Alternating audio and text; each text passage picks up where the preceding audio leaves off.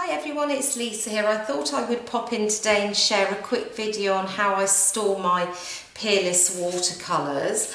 I do have the complete edition of watercolours, which is this one here. This has 15 sheets of the pigment, and you can see they're all kind of just labelled. They sit in there, they come glued to the kind of backing sheet, but obviously as you start to cut them up you have to pull them away from that, so they're just sort of slotted in there, but I've cut a section off each end and that's what I've used to put in my storage unit. So I have that pack, and I also have the bonus pack, and there are 40 little squares in here. The pigment sheets are not as big as the ones in the complete edition, but you do get 20 colours and they're all kind of listed in order. The thing that I did find a little bit confusing was that they didn't actually label the pigments, and so you have to keep them in that order to really know which pigment sheet is which, and that was a little bit problematic when I came to doing my swatches, because I was trying to combine them with the complete edition and keep all the yellows together, all the greens together, etc. By and large, I did sort of get it right, but it wasn't easy that they weren't labelled, so that was just something to bear in mind. I think if I was going to do this again, I would just label the back of mine first. It would make life a lot easier. But what I decided to do was I found this Simple Stories Flipbook. This is a 4" by 6" flipbook.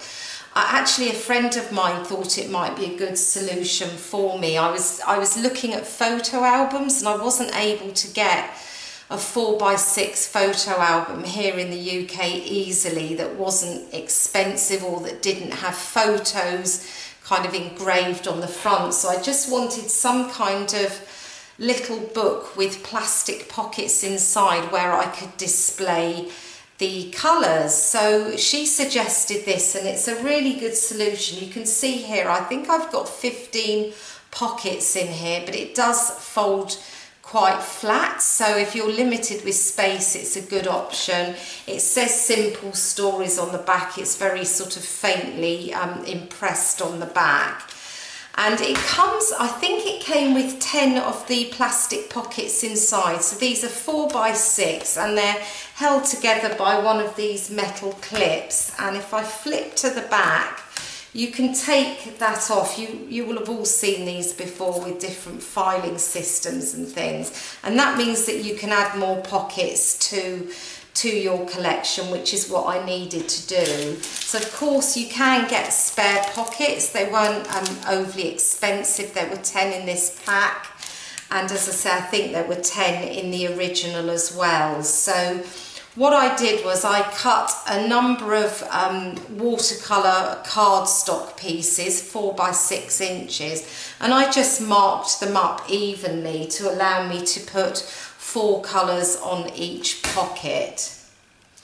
And the best way of doing this is, so I cut them to size, and as you can see here, I actually have put the swatch and the colour on this cardstock piece, but when I pop that back in, I've actually glued these 4 swatches down so they sit on top of the plastic pocket, and they're just adhered down with double-sided tape, so they do sit flat. And obviously when you go to use each pigment, it's actually on the outside of the pocket, and therefore it's not awkward to get to. You can see what colours you've got. They're all labelled clearly, and obviously if you put them, flip it over and they're still wet, it isn't going to matter because you've got this clear pocket this size. So I thought it was a really good solution, and I just thought I would share it with you today just so that you can see what I've done in case you're looking for options. But yeah, it did take me some while to sort it out, trying to get everything in the right order, but by and large I've got the reds together, the blues, the oranges, purples and greens and greys and things. So it did work out okay in the end. It did take a while because I did sort of faff around deciding which sort of size squares to use and what was the best fit and so on. But these are actually about 1 1/4 inch square, not perfect, you know, they're just cut approximate, and that did take some time as well to just cut every single swatch into 1 1/4 inches. I could have done with a punch really, but I didn't have one, so that's how they worked out, and I'm really happy with how it looks and can't wait to start using them because they are such pretty colours. Anyway, thank you very much for being with me today. I'll be back soon with another project for you.